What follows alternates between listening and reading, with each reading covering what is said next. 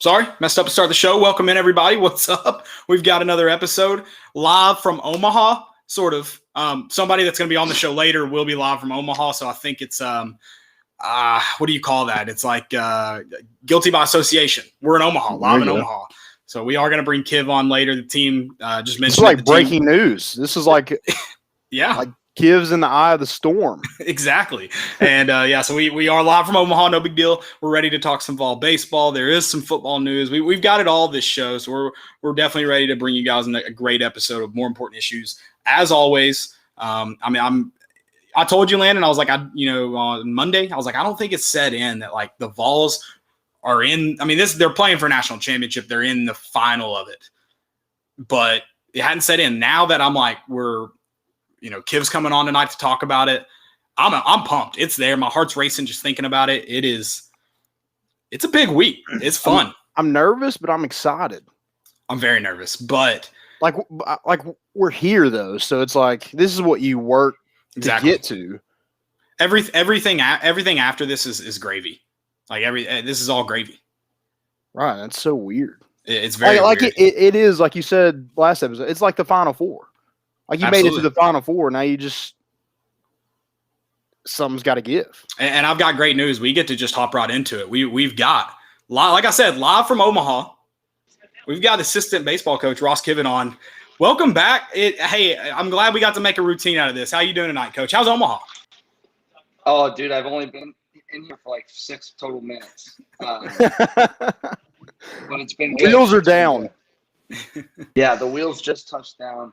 We got the police escort to the hotel, and there's people all over the place. And I don't know if you saw what Sean tweeted, but there's people in the lobby. They're playing Rocky Top. It's exciting. It's good for the boys that they deserve this. When I saw y'all walking into the hotel, the first thing I thought was it's the cute boys on campus. They get to experience it all. Yeah, it was fun. I texted Landon after we won, after a few coaches pops, and I was like, gotta get back on because of it. So yeah, we're the good juju now. We turn the tables. Yeah. Well, I know maybe it was a pressure situation, but Saturday night, a couple drinks in, I was like, I gotta force his hand here. So I tweeted that you had to come back on. Yeah, and I'm in. I mean, that Saturday night was not easy, obviously, for anybody, except for maybe Chad Dallas. Everything else, it seemed, came very difficult, and I'm just glad we won. So what's the feeling around the team like? Is we feeling good? Like, how's practice been this week? What's it been like? No, practice, people have asked me that. It feels like business as usual. I think maybe today was a little bit different. One, because we had youth camp in the morning, and then we practiced, and the campers were still there, and they're signing autographs in between their at-bats. Our normal Wednesday routine, which was kind of different, but they embraced it, and they're all superstars. I mean, they all handle any type of adversity well. I think the one thing I would say is different is we got to fly charter. This trip, and with COVID and the budget stuff early, we didn't get to. So some of our freshmen, first time doing it. I'm sure that now they've had a taste of it. They will be upset if Zerker ever books a commercial flight again. There you go. But as far as the mood, it seems business as usual. Monday was a little bit slower, but I can only assume why. And Tuesday and Wednesday have been really good work days. I'm excited to get out to Creighton tomorrow morning and practice, and then obviously TV on Friday. So have you been to Omaha before?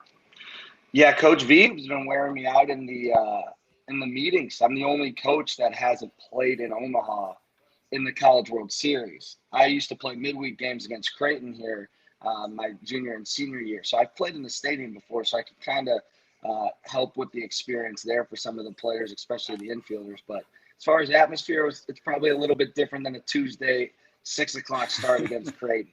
Yeah, Creighton didn't have 24,000 on a midweek day. Wait a minute. My research might have been for so Tony got to play he played in the College World Series? He coached in it. That doesn't count for my question. That doesn't count for my question. So that's good. Okay. So we've had you on the show, this is fourth time now? Yeah, I think and so. you failed to mention that you were you won Conference Player of the Year in 2013. Well, I don't know. Are recruits watching it? Because that's the only time I ever mention it. So what about you hitting for a reverse cycle? I've done that. Against Nebraska. Now I'm in the state of Nebraska, so look at how that came full circle. Yeah, there you go. Yeah, I did some research. I thought, man, I want to know who the best ball player on this staff was. I would love that. I wasn't the best ball player, but don't be humble. Don't be humble now. I might have the better stats. I don't know about that. Zerker's in the Hall of Fame at Memphis. Yeah, Zerker's a stud. That's a good point. That's a good point. I was ready to ask you a capital J journalist question there, and maybe exactly maybe see who you got. If you guys are in your heyday, who's winning that head to head? Who's the guy? Elander's a freak of nature as far as like strength and bat speed. Like he can hit it off a literal tee, right? Like you would put on when you were a kid and you would hit. He could hit it off the tee from home plate over our tee on the scoreboard. So he's obviously a big piece of why the hitting's so good and why it's been obviously the power numbers continue to rise throughout the year, but obviously each year we've been here as well. He's a big part of that. So I think he's probably the best hitter. Frank would tell you he's got the best arm, but I just let him tell me whatever he wants. Tony will tell you he was the best defender because he was a defensive replacement at Missouri, and that's my jab on him. Clinton, our strength coach, actually played third base at Norfolk State and then went to the national championship D2 at Ashland University. He was a good ball player. He does not he gets enough credit in coaches post game, so he's not getting any credit here. And then Zerker at 400, man. Like I have the awards, but awards are, what did Tony say in one of his pressers, for lost souls or something? So I guess I'm a lost soul. Sorry. I hated to bring that up. But that's okay. Well, no, the reason I was looking too is because you talk about how it's like business as usual, but it's a different. You're going playing. Thankfully, you all got to host regional and super regional. So it's just home. You get to sleep in your bed. Sure. It's nice. And how do you handle going away? It is nice. Tony did get to coach in one, obviously with Elander playing in one. They've been there. They've experienced that week. Is there anything changes in routine? Like what's the process kind of looking like now that you're there? It's a really good question. That is a journalist question. Usually we come on here and talk about chili and all random stuff. Oh, I got plenty. Don't worry. Serious. No, I think Tuesday's meeting, pre-practice, we went at night, which has been our routine throughout the entire postseason. And our pre-meeting was just basically hammering out what to expect when you get here. Remember we have Luke Bonfield as a grad assistant here who was a runner-up in the national championship series at Arkansas. So he was really good resource for our guys and talking about the experience. And Josh obviously played in it, and Tony's coached in it, and Frank coached in the national championship. So we kind of laid out like you're going to see things that are different. There's going to be big crowds. There's going to be people wanting autographs and pictures and take you off your routine, which is fine. You should embrace it and enjoy it. But Saturday and Sunday need to get back into your routine. What you do to prep for games. Your hydration needs to be right. It's going to be steaming hot. So I think we've done a good job of kind of laying out what to expect as far as that. And you don't know until you do it, right? So these guys are like, okay, I know Coach is saying there's going to be tons of Oakley guys and Wilson rep and you get new gear and all this, but like you don't know until you get that stuff. And then, the crowd at the hotel was just like Coach E told us it would be. So we're 1 for 1 as a coaching staff right now. We didn't lie to him yet. But I think we did a really good job Tuesday of hammering out those details. And then Wednesday, it's kind of what we would do every time we'd go on the road. So I'm not going to bring it up because I'm a superstitious guy, but we had a pretty good road record this year. We purposely went on the road early in the season to play a really good Georgia Southern team on purpose so that our guys are kind of ready for any type of attack, especially when it's cold and it was windy down there and you're facing arms for the first time in a year and a half. So I think our mentality as road dogs have kind of been the same throughout the entire year. I'm not worried about the guys sleeping in the hotel beds. They're, someone might post something like, oh, I saw this guy at Georgia. But for the most part, we've never had an issue off the field or with any, type of tomfoolery going on. These guys want to win. And I don't think it'll change this week. So how does it? I mean, has it really set in for you that like y'all are in the College World Series, or is it? I mean, no, you said business as usual, but like at one point, are you going to take in the moment? I guess. I'll probably take it in Sunday pregame. I think you told me that, Wayne. And last time I was on, that like, man, you should look up. It's a full crowd super regional, and I did for the first time because usually I'm just wired about the defense or whatever. Yeah. Frank's yelling at me about it. No, I think I will pregame on Sunday, but then it's as a coach, my job is to make sure that these boys are focused and enjoying it. I can enjoy it on the back end of like, man, this team is really special. Right. I don't feel like there's any pressure from any outside noise or our fan base or our players or coaching staff that like, oh my gosh, you have to win. I think it's more the mentality is we come into every single game, like I've said, with no fear but respect. And we're going to throw our best punch every time. And if our best punch is what it took that day, then heck, I like our guys in a lot of fights. Yeah, sorry, I'm a little hoarse. When you hit 6 home runs, I'll kind of blame you for losing my voice. But I can't imagine if I was at Texas A&M in those last 3 innings, I'd have at least these home runs were kind of spread out throughout the game. But we've heard a lot about TD Ameritrade, and it is a little bigger than Lindsey Nelson. We know. But like, does that affect you guys at all, or what are your kind of thoughts on just playing at a bigger stadium?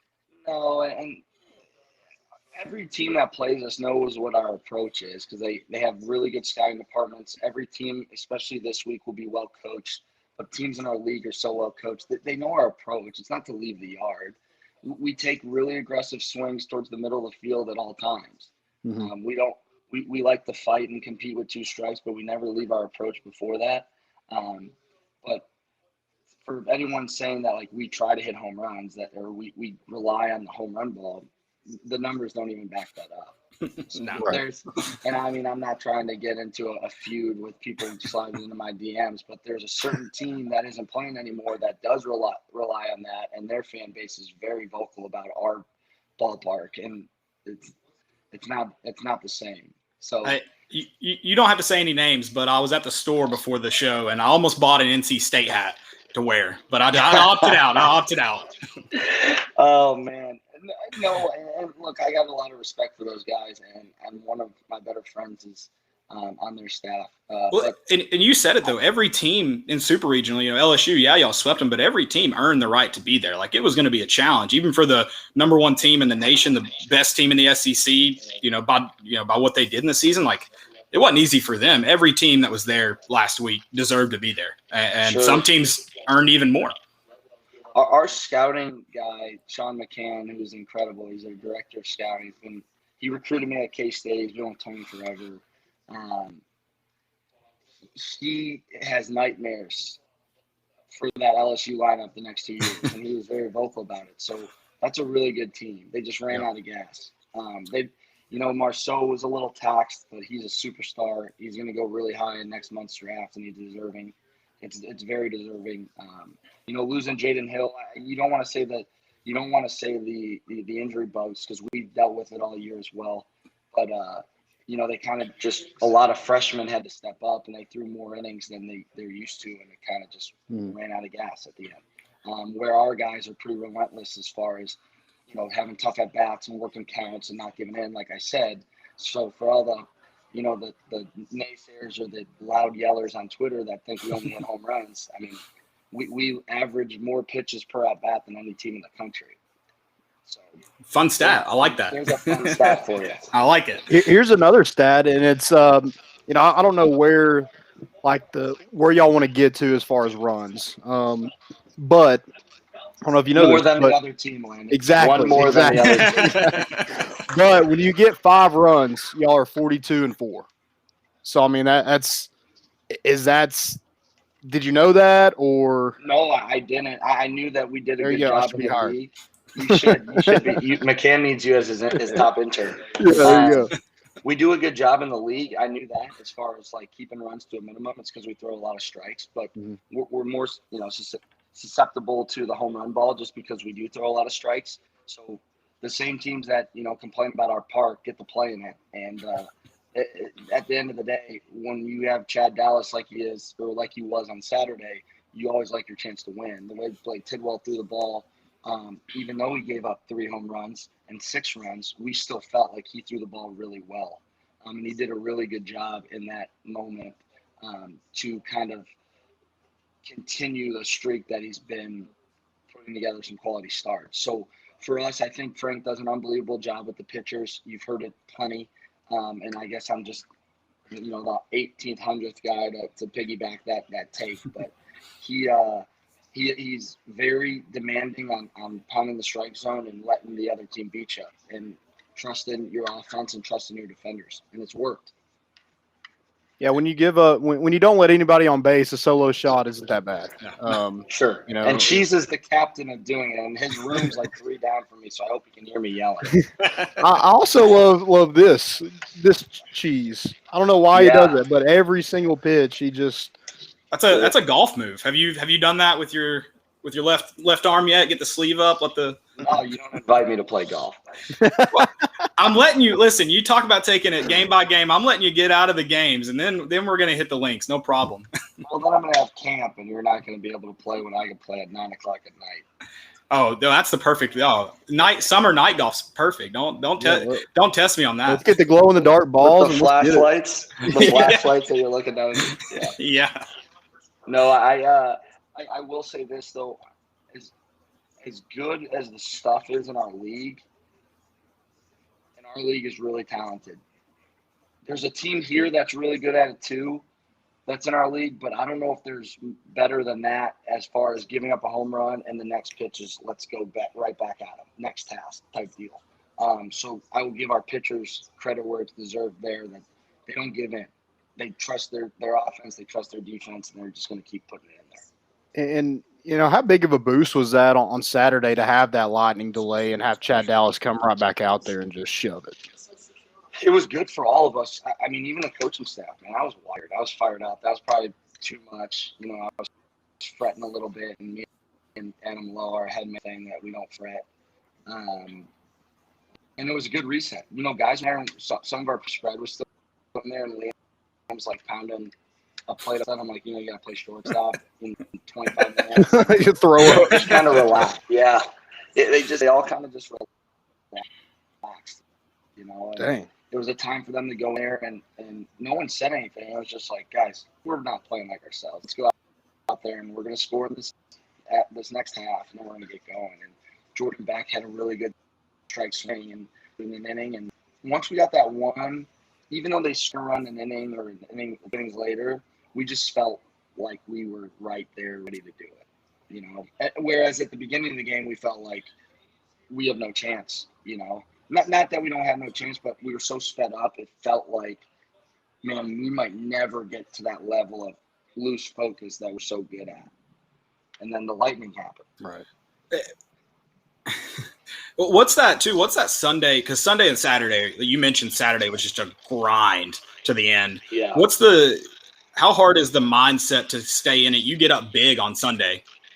How hard is it to still be aggressive, keep that same focus of next pitch? Because, at that point, it's hard not to be like, hey, we've done it. We're here. I know we've got 3 innings left, but, this is a cushy lead. Is it easier to be aggressive on Sunday, or is it easier to be aggressive on a game like Saturday where it's like, we're just a run ahead. We've got several pitches to finish out here. What are those mentalities like? Because I hope we see a couple of both, honestly, just for good baseball's sake. But also, I don't mind seeing Tennessee win big. This is going to be maybe a little off kilter of your question, but I've been thinking it the last couple minutes, so I'm just going to say it. And I've always promised to be honest with you too. So after you went Saturday night, the narrative the whole week was magical retirement run, not going to be able to beat a team 5 times. Doesn't matter what the lineup's like or what the rosters are made up of. When our guys won on Saturday night, a 4th win, when I walked into the park Sunday, LSU had no shot. Didn't matter who they picked. Didn't matter how good they played. The atmosphere in our clubhouse, in our dugout, in our pre-routine or our pregame prep, guys going through their infield, guys going through their, batting. It seemed different. It was like there's no chance. These guys have no chance, and they didn't. I love it. So no, they didn't. Not for the first at bat.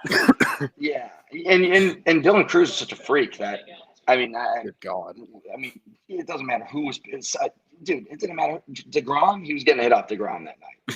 He's just different. He's a different level of animal. But we knew that. Like, we do enough prep where we know that. But the atmosphere was there's no chance. Where there might have been some tension Saturday night, and even guys like Gilbert and Russell had admitted it early, there was none Sunday. It was little. This is done. We are ready to get. You're having camp Monday, Kiv. It is done. So, and then I guess like to win, sometimes, especially in the middle of the year, like we'd have big Saturday wins and then have a lull, especially early on a Sunday. Mm-hmm. It didn't matter if we won or lost that Sunday. It just like kind of felt like that. I think playing another night game helped, or excuse me, I think playing not at noon helped. But the guys just kind of, they won, deep breath, reset, it's over. And that's honest to God how it felt. Yeah, it was. I thought Jake Rucker was going to throw Maneri a retirement party just by himself. Steady Eddie, dude. No one talks about that guy ever. He's so consistent. He's in the 3-hole in the SEC since he was a freshman. He's a freak. He's got the best hand speed on our team. He might have an at bat where you think, God, this guy is horrible. He's swinging at balls that are hitting the green and the turf, and then over the 100. So, he's just steady Eddie. Period. I've got his kind of bat stance that when he gets out of the box and he does that. Oh yeah. Yeah, that gets me fired up, man. He does his routine every time, and it takes all 20 seconds of that 20-second clock, and no one ever. Him and Liam Spence both have it. You're like, I know what they're doing. They step out. This 2-strike split he does. Yeah. And then we have Pete Durke's. He adjusts his gloves. Yeah, every single time. I love His it. takes a while too. I don't know if there's a play clock violation, but Pete's probably pushing it. Wasn't Pete a freshman when you guys were in college? I feel like probably. I think when my dad was in college, he went to UT in the 70s. I think Pete was. He's Perry Ellis of Kansas. Yeah, he is. Hey, I know that because I went to K-State. Like 31 right now. Hey, but that was it. Talking about awesome moments that have happened in Lindsey Nelson. I think as a coach, and as a player, that's the kind of exit you want, right? You get to walk off knowing you're winning, you're moving on, standing ovation. What a moment, like for a guy that's been there and just grinded his entire career. That was awesome. So cool. It's also really cool because he wanted to score it on the Pavloni double. So it was really cool that he got that moment, and he deserves it. He's got the most games played in Orange and Tennessee baseball history. And then we scored a run because Christian Scott couldn't really run, and he came in. It was literally the best of both worlds. So, and you know what? If that game was even within, if Russell didn't hit that homer, Pete would have stayed in because that game was not out of reach. And right. By scoreboard standards, so he would have stayed in just in case he needed another at bat. But Russell giving us a big spark there in the 7th really helped. Yeah, he actually was a freshman when I was a senior in college. No way. I love that. Yeah, that is so awesome. Yeah. That's pretty amazing. So I do too want to ask about, because you made me feel bad about asking good journalistic questions here. So who has the two questions? Who's you mentioned going back into the locker room, everything's kind of just relaxed. Who's the guy that cracks the first joke? Who's the glue guy who just keeps spirits high?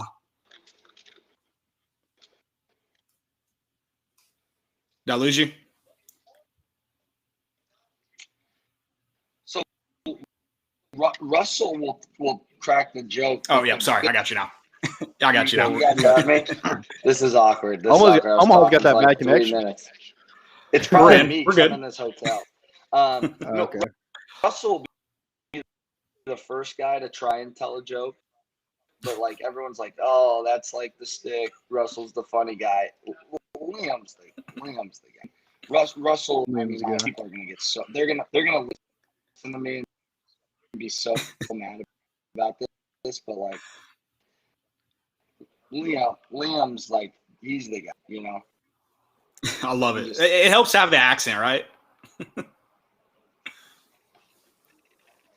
Yeah, having that Australian accent's got to be absolutely. And then I had one more. Who's the best celebration guy? Because I thought it was Vitello with the flip and the roll, whatever you want to call it. Nothing electric like that on Sunday. So who's the guy that I need to be keeping eyes on the celebrations over the next 2 weeks? Well, I mean, the bat flip is obviously Gilbert. Yeah. I mean, he's a psycho. Hey, don't. There's a little tea party at the corner of the dugout with Cortland Lawson, Kirby Cannell, and Chad Dallas. Don't sleep on those guys. They got someone down there. They've done it the whole year. They call it like the Nut House or something. They have like one's walnut, peanut, and chestnut or something. Who knows? We're printing the shirts. Or Gilbert can print the shirts. I'll let him do it. Oh, Gilbert, I can't wait to see what he's wearing to our breakfast tomorrow because that guy. So, but no, I think those guys you don't want to sleep on. They have some good celebrations. Kirby's a big ass slap guy. He's always the first one after the home run. He throws the hat on and he's in there. He's ready. Yeah, he's ready to party. He's in charge of the daddy hat, so I think he just kind of embraces it. Yeah, when you come on the field of Big and Rich, you kind of have to be that guy. Yeah, he's got the mustache and the hair and the lefty arm. So, you know what? I think Kirby likes to play as long as possible for the per diem because he ain't afraid to get a steak now. He ain't afraid to go out there and get a steak. So, I know that those dudes were juiced about that. I think one of the chants after they won it was more per diem, but I don't know there you go. how much they're giving. That's the great that I feel like that defines NCAA athletics right there. Yeah. I mean, I don't want to get too coachy on you, but what a great time to go to Omaha when NIL starts on July 1. You guys can build your brand up this week and then take advantage of it on July 1 as much as you can. So absolutely. That's I mean, if I'm like I don't know, a mental institution maybe for Gilbert, but I think there should be plenty of commercials that could be filmed for some of the returners, the guys that'll come back next year. Yeah, I don't know if an SEC campus has ever seen this many personalities because, like you said, it's normally the football. Lately, maybe some of the basketball guys. Now, Tennessee baseball is getting in on the action. There, you might see some faces on some billboards here. I mean, Peyton Manning was obviously a little jealous, right? He had to get in on it. He had to get in on our love.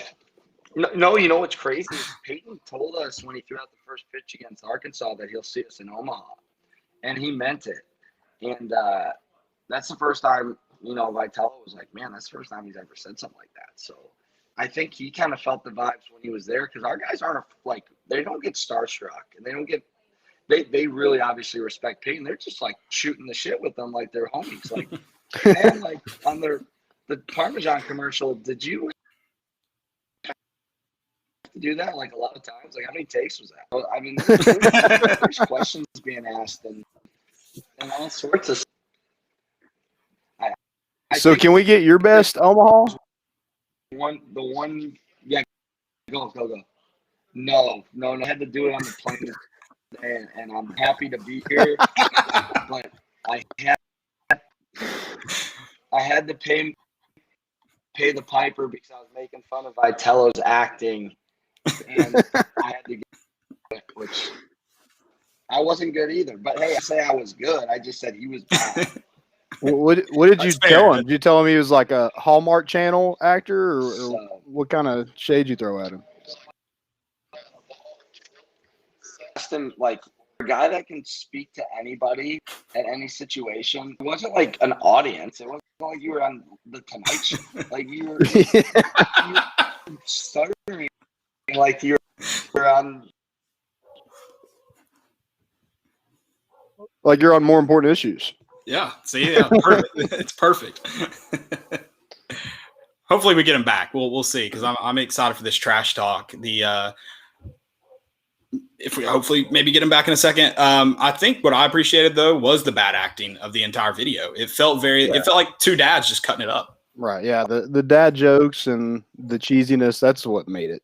Right. I mean, everything Peyton Manning does in a commercial is cheesy. True. 100%. Everything. I hear him coming in and out. Hopefully we get him one more time. Get to tell him good luck as they the Vols Sunday, Virginia, UVA. Yeah, UVA. I know that they don't have the best record, and I listened to that 11.7 podcast with Ben Upton and Dimitri, and they like rank the teams like 1 through 8. They have Virginia at 8. I don't know if that makes me feel good or bad. They do watch a lot of they're not watching just SEC, right? Like they do watch a lot of baseball. I think part of it too is, I mean, the record's not great. It's like 38.5. Yeah, like it's not incredible. Before we get into it, we got Kiv back. All right, we're good. Oh, he might have left. He might have thought we just kicked him out. We had him. I saw him moving around on the screen, but I wasn't able to get him back in time. Maybe we can get him back on the show real quick before. I know he's got a team dinner. We always appreciate his time, and I know those guys are in Omaha. They're having fun. Maybe we can get him back on to real quick to say goodbye and get his thoughts on the final thoughts on the Tony Vitello commercial, I guess is what you call it. I don't know. I don't know what that was. Skit. It was very SNL skitty. You know, I know it wasn't on SNL, but it felt like maybe an SNL promo. So maybe that's why I got nervous. I mean, it felt like a nationwide commercial. Yeah, I thought he was auditioning for Lauren. So, but yeah, sorry. What were you saying about Virginia, real quick? I sorry to interrupt you. Yeah, they're 38-25. They didn't win their conference. You know, I think they could have lost to Dallas Baptist, but I think the road that Tennessee's, you know, to Omaha, you know, it's kind of nice to have like the number 8 team that you're playing first off. You took and that too, and like I mean, regardless, if you were looking at the two sides, I'd rather be on this side than the other. Yeah, 100%. So, especially the way NC State looked against Arkansas. But that's not just like it wasn't just like the draw. Like you took care of business to get there, and you're the number 3 team and put yourself in a great position. Kiv, we got you back. I have to connect to the internet. There's so many people here now that it's just my Wi-Fi on this volunteer plan is not good. we gotta upgrade that Wi-Fi package. I know. I'm hoping that in the negotiations that Tony's hoping they're helping out the volunteers. That's all I can hope. There you go. I like that. I don't know where we were at there at the end of it. I think you were making fun of Vitello. I was making fun of Vitello because he can't act. All I said was to him that there's no reason to be nervous. The only person in the office during that commercial was Chad. he could have had a little. He was even sitting at his desk like. I'm like, dude, that posture was off the charts, but you looked stiff. That was good posture. You're right. You're right about that. Now that's it's been really cool to see. Again, cutest guys on campus or whatever in the school. It's you tweeted it too, like how great the environment was inside the stadium, outside the stadium. It was just it was a ton of fun. I was at the watch party on Sunday, so I appreciate the 6 home runs, getting the fans outside the stadium involved. You know, playing to us. That was good. It cooled us down a little bit. It was kind of hot. I was outside for the watch party before the game and watching the Virginia Dallas Baptist game, and there's people beside me, and they dropped some ice out of their cooler that you're not supposed to have. A guy literally got out of his seat, picked up the ice off the ground, and was rubbing it on his skin. Nice. It was the weird. I was like it's lotion. Yeah, I was like, I probably should go back in the stadium now. I'm kind of done with it. Yeah, Landon can't be with the peons. Yeah. Hey, I'll tell you what. It was nuts, and I think I wish we had recruits. I wish you could or whatever. Or I wish we did. Football took full advantage of it. They should, because guess what? You know what? And I actually, guys, my biggest thing I was going to bring to you, I was going to say for the end, I met Coach Eckler. Yes, that's awesome. His chili's hot. We have exchanged numbers. And, he sends me gifts. There you go. Is it the same? Is it the same GIF over and over? Because he feels like a one GIF guy. Or does he have sends me a gift that says I'm a gangster, and I'm like sick. And he's like, I need to take some hacks, and I'm like, we're in Omaha. I don't know. You can go down there. It's probably not closed. He's the kind of guy that would just take like some softball bat and go out to a tree and just start hacking at it. But the energy is exactly what you see on Twitter and probably at practice and, when he's recruiting. It's relentless. And he's a K-State guy, so we shared some stories and we know some mutual people. But I told him, I was like, hey, I went on this show and said that my chili was hot and I got invited back. So thanks for that one. Dude, we need to get a video. Do you remember the Ezekiel Elliott, like the Dallas Cowboys, when he just eating that stuff? We need to get you and Eckler at a table eating hot chili. Yeah. Hey, you know what has good chili? And I'm no free ads because I'm still looking for an NIL deal. But we are too, actually. Hey, Drake's has good chili. Really? Did you just get chili at Drake's? It was Sunday and the Browns lost, dude. Leave me alone. Yeah. You tried to make me sound like that was weird. That's not weird. I didn't know if you got it on something, but if you just got, I'm gonna go to Drake's and get some chili. That's kind of sus. I don't know. It's kind of weird. Not Watson's has good chili too. They do. Have you had their mac and cheese chili burger? Have you had that? Do they? I don't even know if it's still on the menu, dude. It's good. You can't eat it with your hands. It's a fork and knife deal, but it's good. No way. It's that much chili and macaroni on it. It's so good though. Chili, and then I went, not to like make you sound like the guy that's.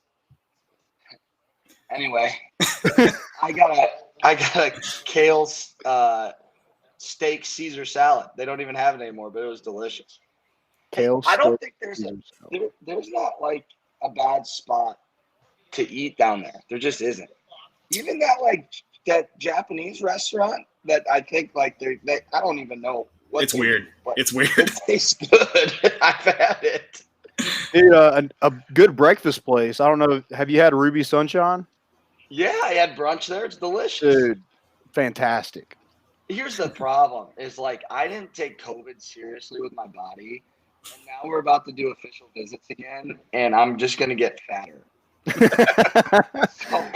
So much Calhouns. My Nike order for next year is going to have to be 2 X's in front of it. Doubling up. Dang. Can you tell where do you take the official visits? Where's the spot in Knoxville? Man, we do a bunch of stuff. Like if we're on a big party, we'll do brasieros and just let the boys just get red meat disease for that's smart. But we like to do local joints for breakfast. Like we'll do Pete's just because some guys love it. We do my goodness, and they have the best cinnamon roll. Hey, that's a smart Scrambled Jake's. Oh yes, Scrambled Jake's is good. Pete's though, I'm pretty sure that's how I got my girlfriend locked into a deal because I took her there on like our first time ever getting breakfast, and she was like, we got to come back. So dude, it's awesome. Quick locked her service. in. So if she didn't like you, she could have got out of there quick. Yeah. The other one I liked that we go to a lot as a team is Gourmet Market, or what used to be Ollie's. Yeah, that's a shining star for the Vols baseball team. So they get a shout out. They deserve it. They've been the whole postseason. And then we'll take advantage of like a Zoe's snack, and then go to like Ruth Chris. We kind of feel out what the guy, like, dude, Chivo is a hot spot for some of our guys. And then we kind of just, Vitello does such a good job, like, feeling out what the guy is like as a person. And then, like, I'm not saying we have high maintenance guys, but if, like, you need to, like, booze it up a little, like, make sure it's, like, an expensive ticket, we'll go to, like, Ruth Chris, or, like, Lonesome Dove or something. But if this guy's like a homie, and most of the guys we recruit are, that they're like, man, I just want something Knoxville. Like, give me something Knoxville. We'll do Dead End. We'll do Sweet Peas. We'll take them to Calhoun's for the scenery. We'll and the tradition there. Shoot, the Vol Navy. We'll do, obviously I said Chivo. We'll mix in Gourmet. We'll mix in Scrambled Jakes. It's fun. I love official visits just because you get to know the kids a little bit better. And most of the time in baseball, they're committed. So we do a good job of bringing in an entire class at one time, and it's fun. I'm glad the world's back to normal. Absolutely. Yeah. It's gotta be hard to recruit without really. I mean, for the kids too, to not really get on, get onto the campuses and feel, unfair to the kids, and they should be able to decommit. And look, I'm not telling our guys to decommit, but right. they should be able to, like, without people wearing them out on Twitter. They made a decision because they felt pressure for a year when, and I'm not saying we did this or anyone else did, but for the most part, I know this for a fact. It's not a very subjective statement that coaches didn't have anything else to do besides talk on the phone and Zoom and FaceTime. So what are they doing? They're always doing it and pressuring them and like, hey, I know you're not going to see it, but you're going to love it. You know what I mean? So Yeah. That's why the portal's got 2,800 names. Oh my gosh.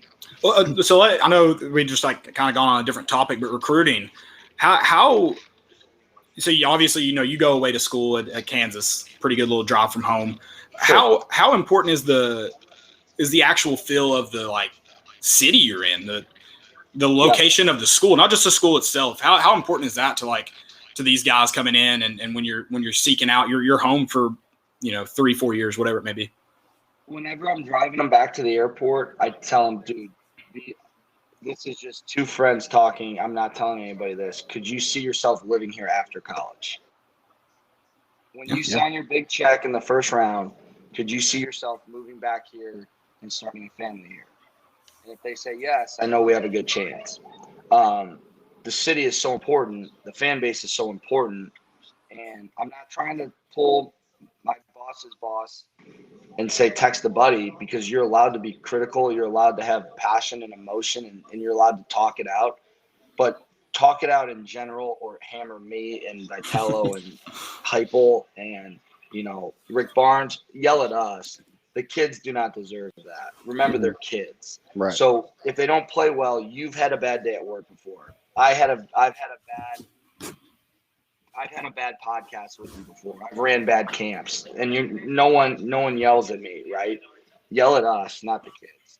And I think our fan base has done a really good job ever since the chaos that ensued early this year to now of, hey, this is just the basketball team. They didn't underachieve. They just ran out of gas and had some injuries. Everyone accepted that and was very understanding of that for the most part, at least what I saw. I'm sure there was some attacks, but they love that team. Our team, as much as I want to win a national championship, and that is the plan when you come down here, is to win. If we fall short, I don't have any doubt in my mind that Vol fans will be proud. They're not going to attack us or our players. You know what I mean?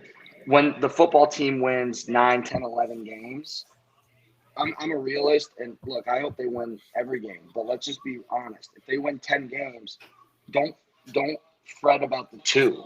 We need to be happy with the momentum. Dude, I'll be happy with 6 at this point. Hey, dude.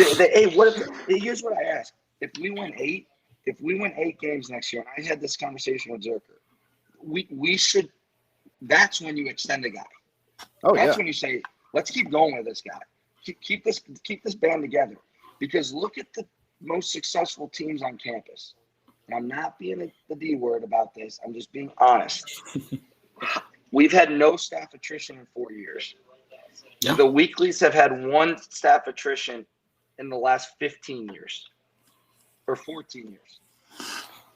Rick Barnes has attrition because they go to head coaches, not because they're leaving to go somewhere else or getting fired. Right. So his staff, in my eyes, have been together for 5 years as well. Mm-hmm. You know what I mean? We have to keep a good group together so that these kids can feel comfortable with their workplace. Because at the end of the day, no matter, and obviously social media is way bigger in football and basketball, but if they don't feel comfortable at their workplace, they're not going to succeed, period. You just don't. And that's what Tony Vitello does every day, is to make sure we have the best workplace environment in the entire country every single day. I love it. Yeah, you got me fired up, son. Yeah. I mean, not just for this week either. All right. Wish me luck, because I need to go eat this steak. Q literally has texted me 15 times and is like, yo, I don't care about your podcast. He told me that 15 times. So, and he's buying dinner. So I appreciate you guys. I really appreciate you letting me come back on. It's been such a fun year. if we win a natty, I'm jumping back on, but I'm having coaches pops with you guys. We'll pop some champagne. If not, maybe I'll jump on in the summer and you can pump my camp. Hey, let's anytime. Let's make it easier. Yeah. Anytime you're here. All right. Just you holler at us. We'll get you on. Yeah. All right. You owe me a round of golf too. See you, boys. I appreciate it. I owe you a few. You're See you, man. Good luck. Go Vols. Go Vols. I love it. That was Vols assistant coach Ross Kivett. Yeah, good show. That was fun. Seriously, I don't have anything else to say about Omaha. I'm actually glad he mentioned the staff because I did kind of mean to ask about that. Like the staff's been together the entire time, and it truly seems like everyone loves Tennessee. Like, what's that kind of feeling like? And I mean, he described it better than I don't know if he's if you're reading between the lines. To me, that's saying the staff ain't going nowhere. Yeah, and what's funny is I don't think he came on to do that. Like I think that was just him talking about Tennessee. I don't think that had anything. I don't even think that is in that staff's mind from what I just gathered. So that was and they're not rehearsed. They come on and they're just genuine people.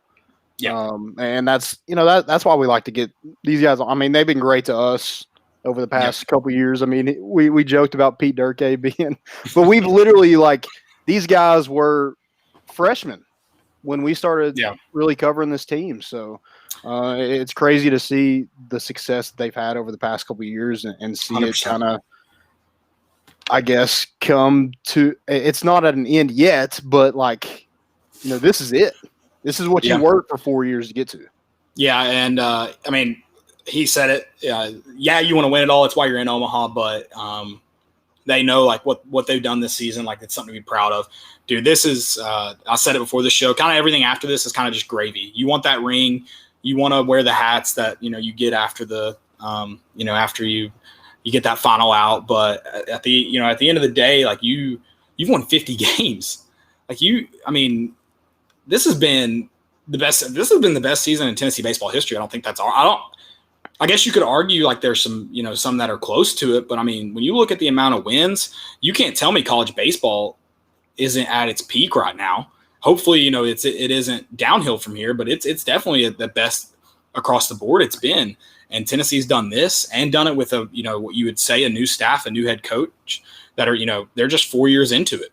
It's been incredible to watch, and their mindsets. I don't see it going away anytime soon. It was interesting to kind of get their feel on, not too much, but a little bit into the official visits because I've kind of wondered how this staff kind of selects its guys because it seems like everyone kind of has similar personalities. They don't all look the same or act the same, but they all kind of have that same dude about them. Mm-hmm. And so it's kind of interesting to see how that filling out process goes. And I'm ready for Virginia on Sunday. There's no doubt about it. I'll be at full mast until probably 6 p.m. until I get on the show on Sunday night to celebrate a victory. 5 wins away from getting it all, right? 5 wins, yeah. Just 5 wins left. I like the way it's laid out for Tennessee. Not that it's going to be easy. Nothing's easy from here on out. It's all a grind, but it definitely you did what you needed to do and put yourself in the best situation. Yeah, you're in a great situation. Yeah, and that's about all you can do. You're here to come here and win. But your goal was to make it to Omaha, and then the rest kind of works itself out.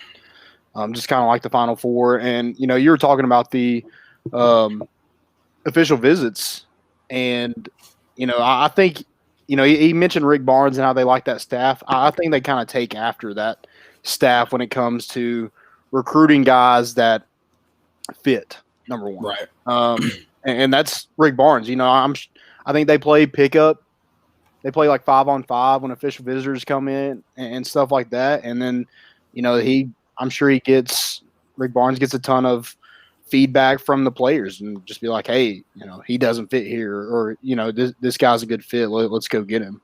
I'm sure it's a lot like that over at this. I'd love to talk more about recruiting in baseball because it's not a thing that's covered a lot. But and it's kind of a weird. It's hard to recruit in baseball because a lot of the guys you're going after, may never step foot on a college baseball field. That's just the way the guys you really want. So it's definitely kind of a world that's a little unknown, honestly.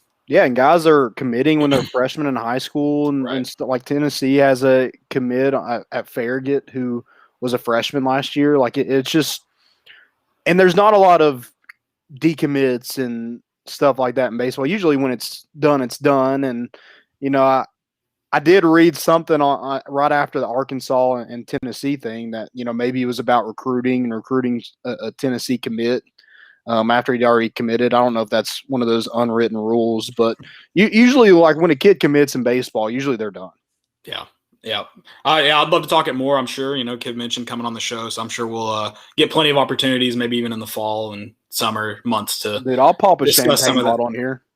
I meant to. Did you see where apparently Omaha may run out of beer? They don't have enough beer apparently. They think so. I meant to tell Kid they need to load up before next Sunday or Monday, whatever the game would be. If they tell me, hey, we'll pay for your ticket and pay for your gas, I'll bring a truck of beer down there.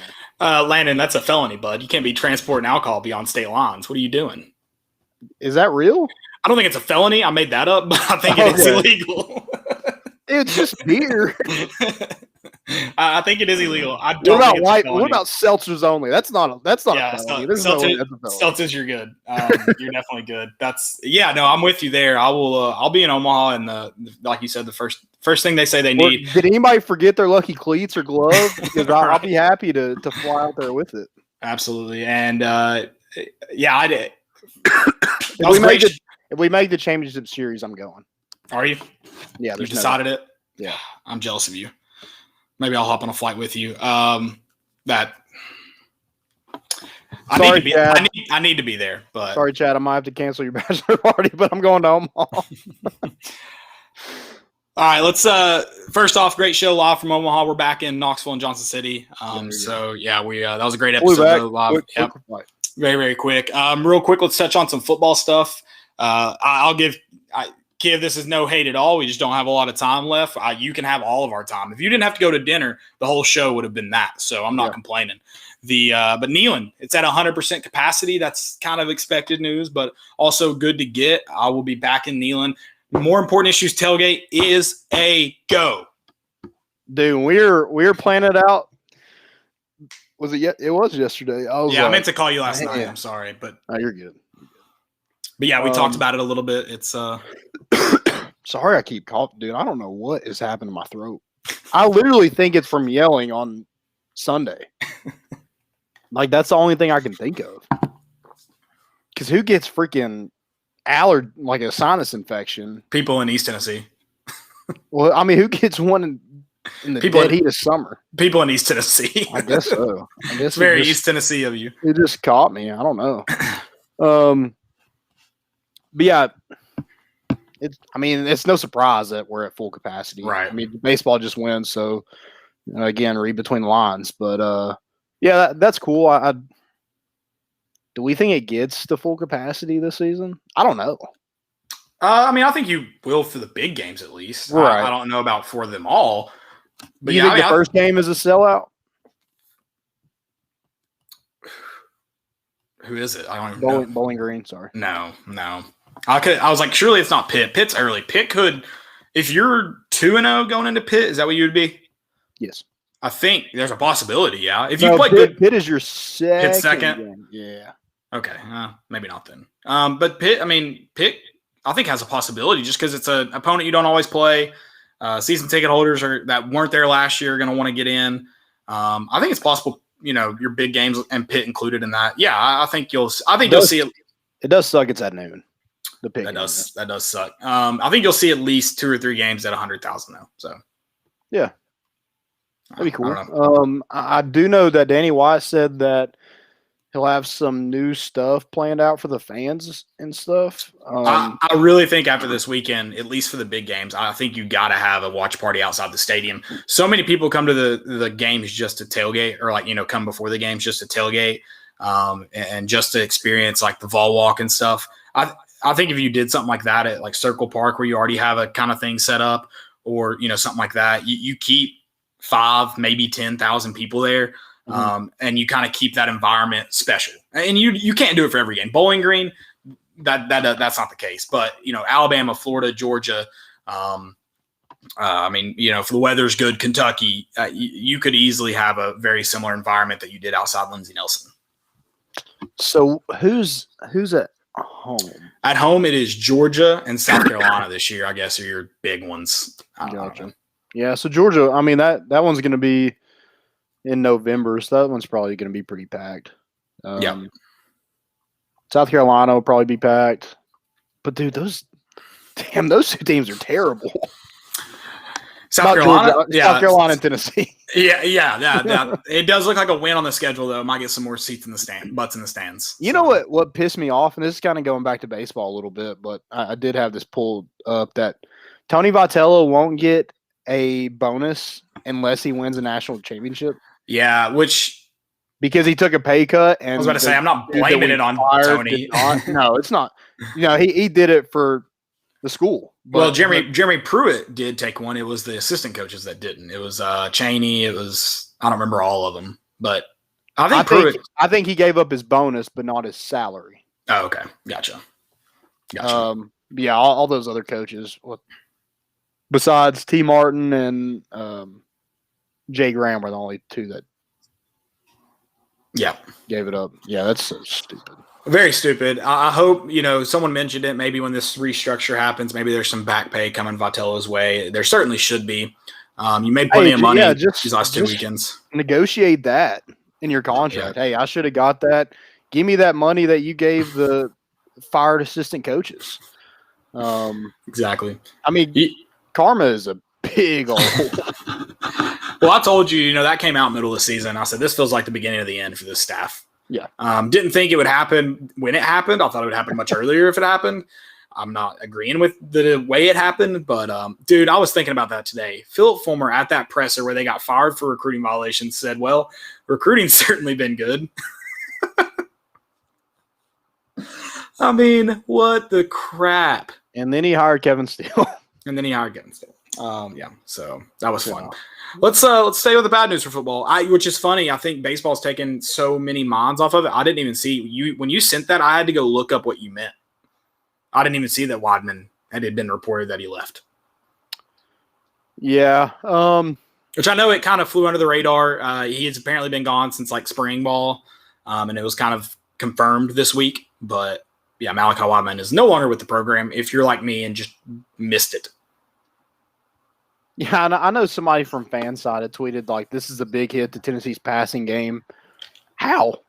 I mean, what do you have, like 2 catches last year? Sure, if you're going off projections, you could call it that. But yeah, you can't look back and say that. The kid's a freak athlete, but I mean, you should have been able to get on the field more last year. You can blame that on Jeremy Pruitt or Jim Chaney or whoever, but a guy that athletic should have found the field. So that makes me think it's maybe not football wise. It's probably between the ears is what I'm kind of gathering. Right. And I haven't really read anything on it because I'm kind of like you. I don't care. I certainly don't care right now. Obviously you don't want to see a guy leave the program, especially this late when it feels like he didn't have to. And I think he is a hit. You mentioned him being a freak athlete. He had a ton of potential, but I think it certainly, takes away some depth, but that's probably Tennessee's deepest position though, too, if you want to look at it that way, a wide receiver. But it's not great, but baseball certainly took my mind off of it. I missed it. So and from what we heard about the spring, I mean, we didn't really hear anything about. Well, I think he was only there for like a week. So okay, yeah, from the article I read, I think it was 247. Yeah, I mean, I haven't read anything about it because I just could care less about bad news right now because I'm so fired up for baseball. Right. But yeah, like we didn't hear really anything about him, and if I don't think he was going to start. No. Could he got some rest, but maybe. But you got Velus Jones, Jalen Hyatt. Cedric Tillman's had a good spring. Jimmy Callaway, Ramel Keaton's had some experience. I think you got plenty of capable bodies. Jimmy Holiday's another one. Walker Merrill apparently had a really good spring. Anderson Kobe. So I think there's plenty of options there. And I hate that he's leaving because he was such a freak athlete. I did see somebody ask Austin Price What is his status with the basketball team? Oh man, Still there. Yeah, he's showing up for sure. I mean, if you can't make it with the football program, there's no way in hell you're making it with the basketball program. So is he the JJ Peterson of the basketball program? Yeah, probably. Oh man. All right. Probably. Well, anything else for football or Wideman leaving, anything like that? No, I'm excited for tailgating. I'm very excited for tailgating. It's been close. It'll be 2 years. It'll be 2 years since I think the last tailgate would have been. And we didn't even tailgate, but the last tailgate I've been to, if you don't include what we did last year, that was more of a watch party. Last tailgate I've been to was Vanderbilt in 2019. So the Juwan Jennings stomping on the last time I've been in Neyland. What was the last time we threw a big tailgate? I'd have to go back and look at the games. We didn't do that game because it was piss poor and rain. So we went to Cool Beans, and then we ended up going to someone's tailgate. Mm-hmm. In the piss pouring rain. It did piss pour rain. We were good weathermen that day, but I don't remember. I can go back. Was it South Carolina? That just seems so long ago. South Carolina was a noon game, so I mean we tailgated, but it wasn't a big tailgate. The last tailgate we did, I'm almost there. Oh wait, maybe South Carolina. I'm thinking of Mississippi State. It was South Carolina. You're right. It was South Carolina? Okay. Yeah, October 26th. Dang. Almost got in a fight that game, speaking of fights. With a Tennessee fan? No, South Carolina fan that game. Was it in the stadium? Yeah, in the stadium. He was hammered, and it would have been an easy win. I'll tell you that. If I wanted just, if it was a week I was down and wanted to eat, he almost fell over on his own. So you should have just helped him out. Yeah, I should have taken the easy dub. I had high ground too. That's why I was like, why are you talking trash to me? You're a row below me. It's not smart. Tennessee in 1. That's exactly what I was thinking. And Tennessee did take care of business that game. I don't know if you guys remember because it's few and far between, but they did take care of business. Yeah, it was so long ago before we actually took care of business. It was very long ago. Speaking of what's trending, Suns in 4, dude. That video, we talked about it on Sunday. That's a fantastic video. Yeah, dude. Did that dude get thrown out? I don't know what. He did get escorted out, but I think since so many people vouched for him, he didn't get like those other dudes probably got banned from the arena for life or whatever. Apparently, he didn't. So good for him. Yeah, it's a lot of dubs, and he's Devin Booker reached out to him. Yeah, there you go. So he's winning. Devin Booker needs another bodyguard, I guess. Yeah. I mean, that dude's definitely a hockey player, right? He's seen the interview I heard with him. He just seems like a guy he just right place, right time. I don't think he's a fighter. I think he was just really. I mean, you know how I talked me. You know how I talked about easy dubs. I think he was right place, right time. He got an easy dub. Yeah, he had 2 easy dubs. The other guy wanted no part of it. Oh yeah, you didn't have to touch the other guy and you won. Yeah. For sure. Speaking of fights, this is what's trending. I don't know if you saw this. You may not even know what this is. So there was a Monday qualifier for the Corn Ferry Tour. I think I don't remember one of the smaller tours on the PGA Tour. Corn Ferry. And, yeah, that's the name of one of the lower tours for the PGA. There was a fight on the course. 2 guys had to withdraw from the tournament. One guy was arrested. I haven't seen the video. I haven't seen the news article yet. I haven't read it, but I don't know what's got to happen at a professional golf event for you to get in a fist fight. So, yeah, I'm not a fighter, man. I'm not either. Which I feel like you guys are calling bullcrap with what the last stories you've heard on this podcast, but I'm not. Yeah, I'm not a fighter, and that you have to do something to somebody else for me to get heated. If you do it to me, I don't really. I mean, if you hit me, obviously I'm gonna hit back. But just talking smack to me, that doesn't really bother me. But like if you said something to my wife, I will kill you. That escalated quickly. Yeah, I will kill you. Liam Neeson style. I had some what's trending, I think.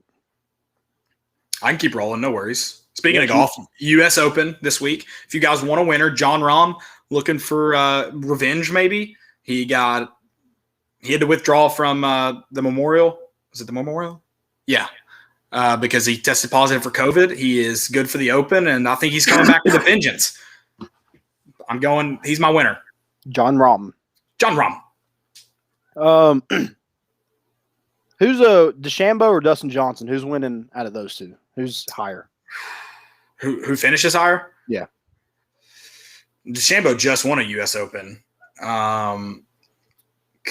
Dustin Johnson played good last week. No, yeah, he did. Top for 10th. Yeah, he ended up costing me money. I had him for some reason. I don't know. He was tied for 10th. Wouldn't you consider that finishing top 10? Yeah.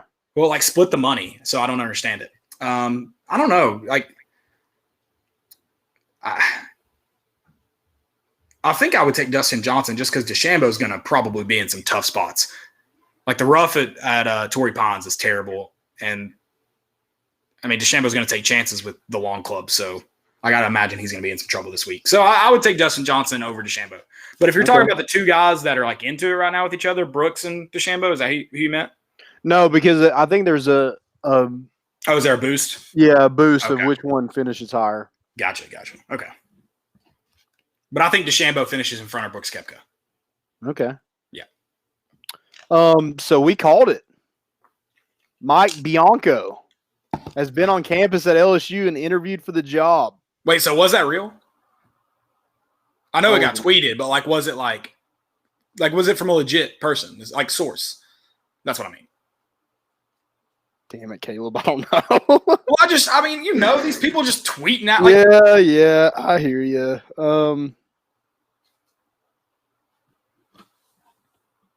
It's Tim Fletcher. I mean, that could be LSU's version of Jimmy Homs. It could. Yeah, I do need to probably the Tim Fletcher show is what tweeted it. Okay, I mean, maybe it's legit. I don't know. It wasn't T-Bob though, right? 3,000. I don't know anything about followers. Listen, I have, and I don't believe anything that I say. So, yeah, I'll buy into it with you though. That's fine with me. We called it though. I like it. Let's see. Man, that makes me so. I don't know why I didn't check. I usually do, but no, you're fine. I'm sorry for calling you out. I feel bad now. Yeah, thanks a lot. I've got more college baseball though on my what's trending. 11.7 approved. They were originally denied media passes at Omaha. NCAA. What about that? Walking back and reversing their decision, and they'll be there. They'll be in Omaha. Wait, who? 11.7. They got denied. Oh yeah, I did see that. And I love that. They should be there. Approved. They should be one of the. I mean, they're the only people besides like D1 baseball covering nationally. Consistently. Yeah, I listened to their podcast talking about the super regionals, and Ben Upton. I haven't listened this week yet. Said, no spoilers. Oh, sorry. I'm just kidding. I mean, it's a lot. It's about games. He did say like that's a baseball school, and Tennessee fans deserve it. They've really answered the call to show up for this program, and yeah, he just kind of mentioned that Tennessee is a baseball school, and I'm like. We are, and I'm okay with that. Who was it that tweeted it? I think it was Mark Pankratz. He's like, Tennessee's not a football school or a basketball school or a baseball school. They're just passionate, just, I can't remember what he said. I need to find it. But he was like, they're just crazy. Like, you win and they will show up. We yearn for wins. Yes, if you are winning, they will show up, no questions asked, any time of the day. Here, I'll read exactly what he says. We'll give some credit to him. It was not as far down on my timeline as I thought it was. Now I've lost it. Let's see. The University of Tennessee isn't a football school. It isn't a basketball school. It isn't a baseball school, etc. It's a school supported by the most passionate and proud fan base in the country. It doesn't matter the sport, win, and the fan support is unmatched. Go Vols. Go Vols.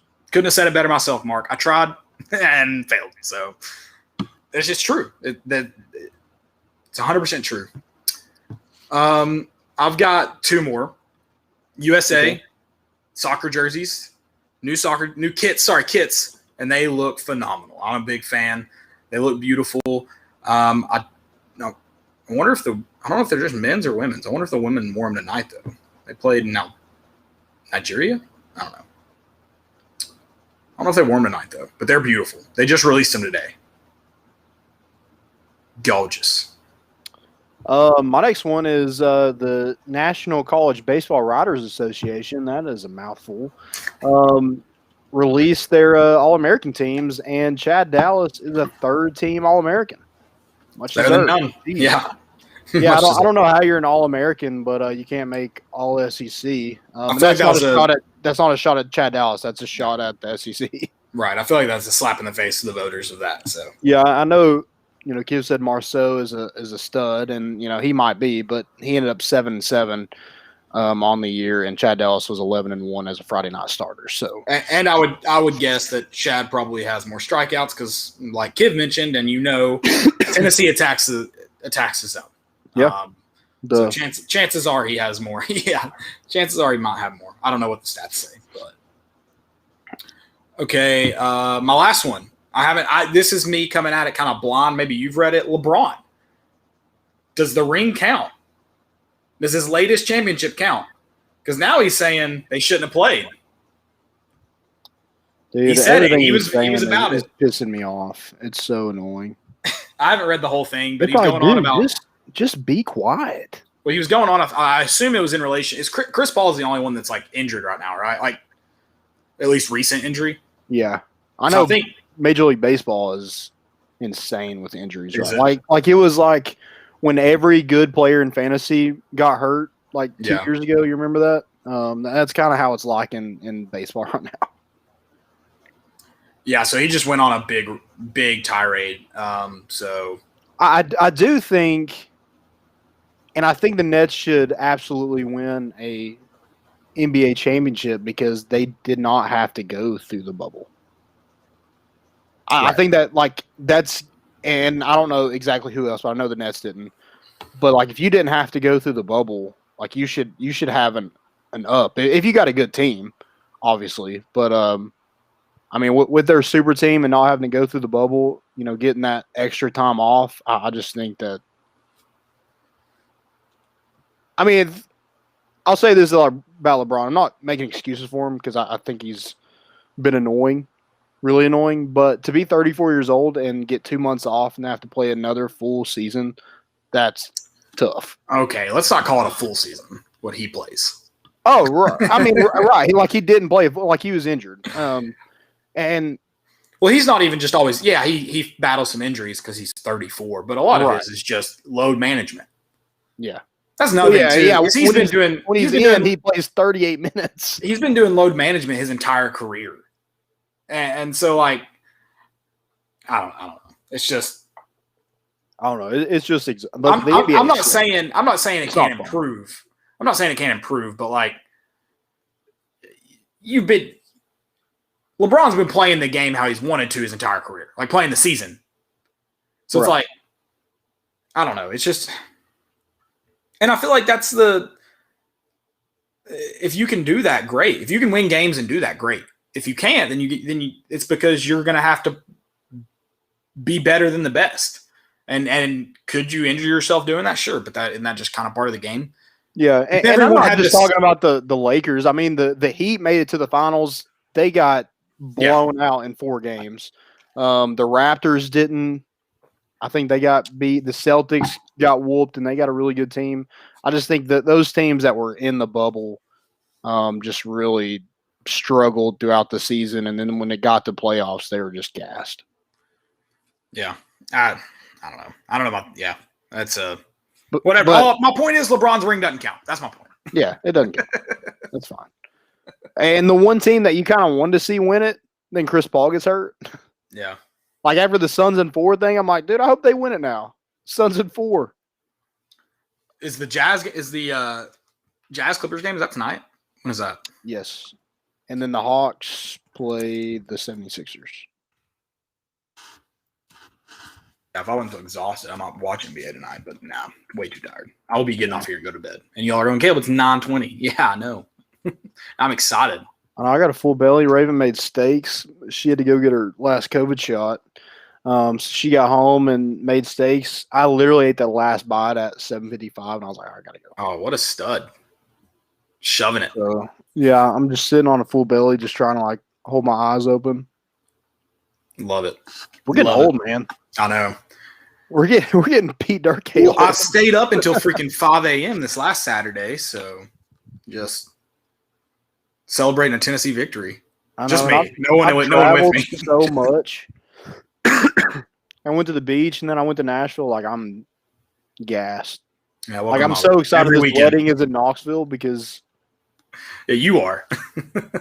Oh, yeah, sorry. Oh, yeah, you're gone a lot too. I do. Next weekend, I'll be in Johnson City, and I'm not getting off my couch. Like, I might go play some golf, but in Johnson City. Like, I'm not going to Sevierville. I'm not going to Knoxville. I mean, if Kid wants to fly me up to Omaha, I'll buy him a round of drinks and golf, but I'm not going anywhere. So yeah, I mean, I would have snuck on the bottom of that charter bus. fly me in the yeah, just act like I'm like a catcher's bag. Yeah, I'm luggage. Yeah, we should have talked to Chad a little bit more on that. He maybe could have pulled a few strings. We'll be there next year with the team. No worries. For sure. No worries. Yeah, this is just a common thing. Like, we'll just be there. So you can't go. We can't go every year, but Tennessee can. Right. Okay, Stupidity's an epidemic. What you got? I think I got one. It is Southern Slams Baseball. I don't know what kind of name that is. Yeah. But they comment on the Tennessee baseball, the Omaha video with Peyton and Vitello, and said, I knew it was going to involve Peyton Manning before even watching because Tennessee sure does enjoy clinging to that man like the Braves cling to their 90s legends. What does that even mean? Well, I tweeted back at him. I was like, did you figure that out all by yourself? Like the joke since Peyton threw out the first pitch has been Omaha. Like, it's been a correlation. I was like, whoa, buddy, you were able to put those two together? How? Good job, all by yourself? I love what the baseball team just obliterated. Oh, they went at them. They said, I see the wannabe Barstool account is still fishing for those likes. Keep up the good work, fellas. Also, like, since Tennessee fans, what's their name on Twitter? Southern Slams Baseball. Since that, if you go look at it, they're like all about Tennessee. The last like couple tweets, they've been like, I'm just so confused. Like, what is it? I think they're trying to cover SEC baseball, but I don't know. It also in their bio it says for each one. No clue, but in their bio it says Hawks and 6. So it's a guy who runs it and runs it as his own personal page. I guess. I have no idea. But he's in Bristol tonight, I guess, and he's been trying to like really, really make, I'm so glad when we created this that we didn't do that because just talk random shit. Yeah, just like if the Yankees won tonight on more important issues, like who the hell would listen to that? Yeah, I mean, no one is the point. Yeah, we would not have any followers. So yeah, so they're at Bristol Motor Speedway. Help you out.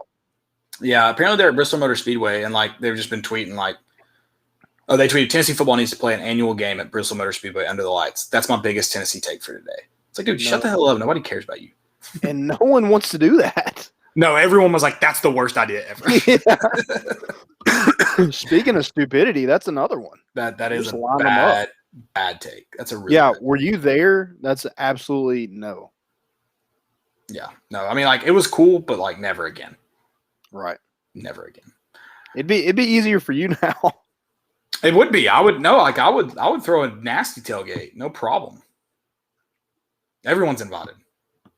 Everyone. That's all I got for stupidity. I thought I had one. I mean, I could always go. Someone on Saturday night, I get the full tweet because I was probably a couple cups in. This is at 2 a.m. was a screenshot. But just a great back and forth with Wes Rucker. I don't know what it was in regards to. Wes had did he say frame jersey? I think it was a frame jersey. I don't know whose it was, and said something like, I thought he would send me like I don't know, like dog shit, but it's this. And someone was like, I'll have to go find the tweet now. But someone was like, yeah, I would rather have the dog shit than that from you. And he tried to respond, and it was terrible. It was just so bad. thought you were going to say he took credit for Jake Rucker's 2 home runs against. I'm sure that tweet's theirs. I feel so bad for Jake. I mean, he's probably like, damn it, why do I have to have the same last name as that dude? I love that. I love that we're on the same page about this guy with someone else that we're, what I'm talking about. God dang it. I don't know where it's at. It looks like he's deleted it, honestly. So, Nice. Yeah. Cool. Yeah, good for him. That was a smart move. Very, very smart move. Guys, I do have a confirmation for a tailgate. Oh, sorry. No, go ahead. Yeah, breaking news. Go. Shotsky. Shotsky, yes. I'm too old, but Shotsky. I'll watch you guys do it. A 12-footer. 12. I'll be the proud dad smiling in the back while everybody takes their Shotsky, but I'm too old for shots. Too old. Caleb.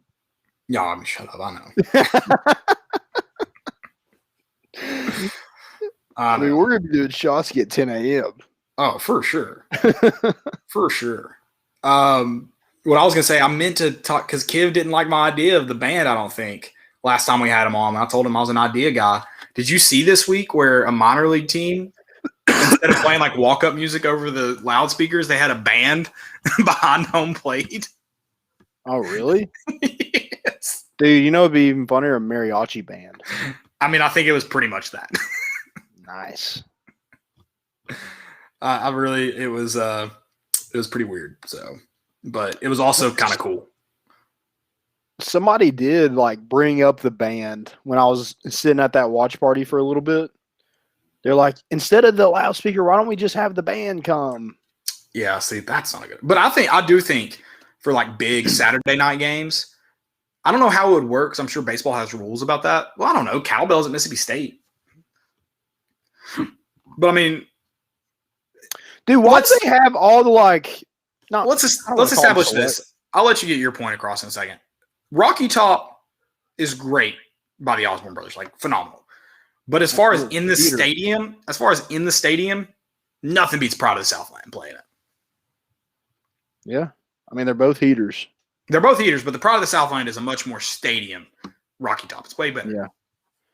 Maybe when we get that full stadium vibe, like we have the stadium all the way around, maybe that it's got to be held in. It can't just go outside of the stadium, just like Tennessee's home run balls. And a Pride of the Southland national anthem is way better than Jerry Stackhouse. So, dude, what was that? He wasn't bad. I'll give him that. He knew his limits. Bad. He wasn't. I was impressed. He wasn't great. He knew his limits, which is all you can ask. Right. It's like a guy who goes out and stands on the pitcher's mound and tries to throw the first pitch. If you can't make it to home plate, just walk down in front of it. No one's going to shame you. Yeah. Like Peyton. Peyton he didn't get on the mound. Credit to him. He was also wearing white shoes. He might have played into it. Yeah, he thought the mound was artificial turf too.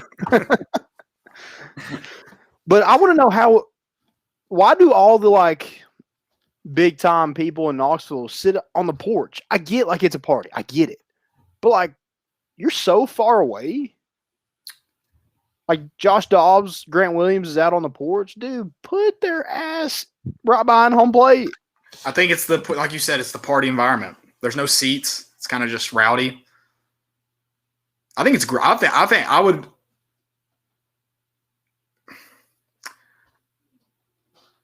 I would almost rather. I don't know, because like you said, you want to see the action, but the Ole Miss. I need a better environment than what the porch has right now. I need beers flying on home runs. I need beers flying like Ole Miss.